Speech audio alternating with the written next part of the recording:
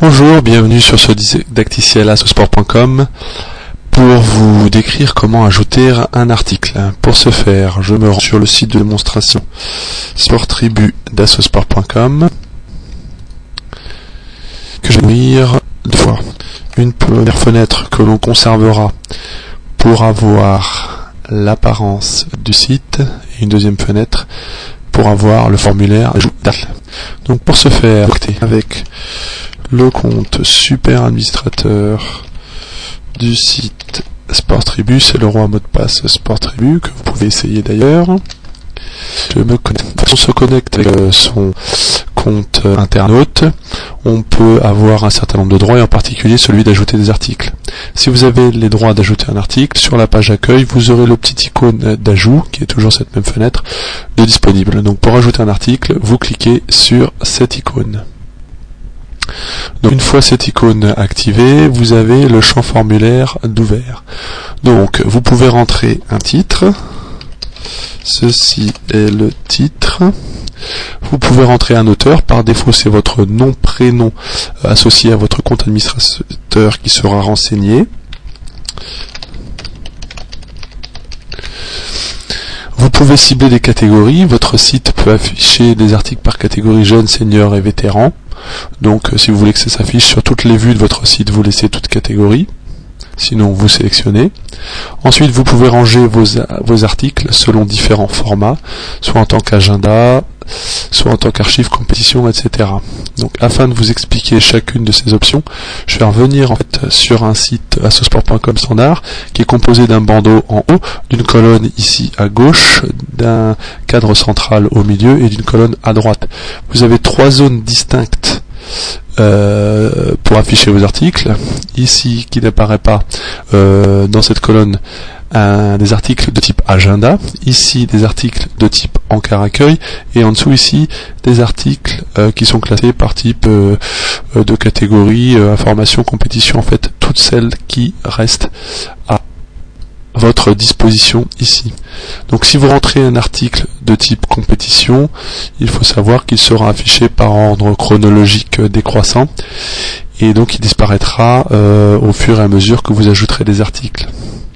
Par contre, si vous utilisez un article de type encart accueil, il restera toujours en haut de votre site et la date ne sera pas prise en compte. Enfin, si vous utilisez un article de type agenda, plutôt que d'être affiché par ordre chronologique descendant, en fait ce sont les articles les premiers à venir qui seront affichés dans la case agenda jusqu'à concurrence de 3 articles. Donc ce que je vous propose, c'est créer un article de type agenda. Quand il s'agit d'un article de type agenda, bien généralement c'est un événement qui va se produire dans le futur, donc vous choisissez en fait une date à venir, et donc en fait votre article sera affiché jusqu'à la date du 20 mai, et au-delà elle disparaîtra. Si nous avions laissé la date du jour, eh bien il ne serait resté affiché que la journée du jour.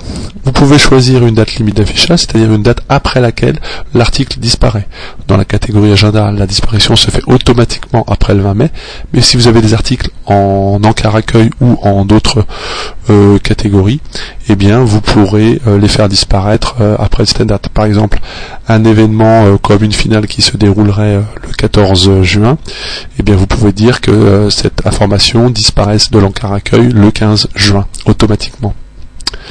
Vous avez enfin d'autres types d'articles, des articles de type forum qui eux apparaissent en fait non pas en page d'accueil mais en fait dans une page dédiée au forum. Et vous avez enfin des articles de type archive.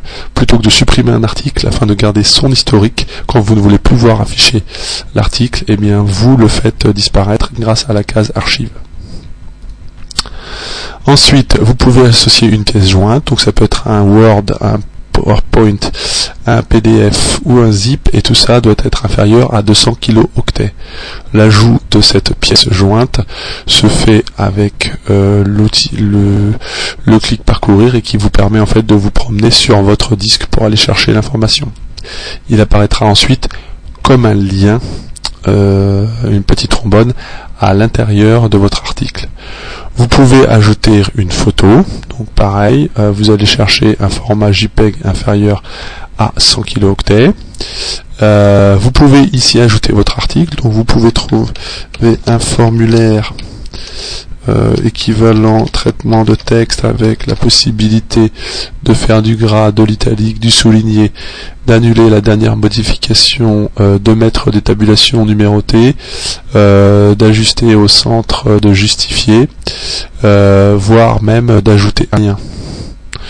Donc par exemple ici, pour envoyer vers assosport.com. Donc toutes ces possibilités-là sont offertes. Ensuite derrière, vous avez la possibilité de changer la couleur du fond de l'article, soit la laisser sur le fond blanc par défaut, soit de mettre bien la couleur thématique de votre site, tout simplement en cochant sur cette case.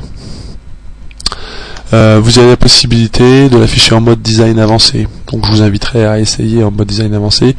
L'idée c'est plutôt que de concaténer et de compresser en fait l'article sur une colonne et sur une zone de taille fixe, et bien l'article est complètement développé avec sa photo en taille nominale. Vous avez la possibilité, si votre site appartient à un groupement association, par exemple vous avez un club de basket, un club de football et un club de handball qui appartiennent à une association dite chapeau, de diffuser l'article depuis le site de foot sur le site chapeau et vice versa.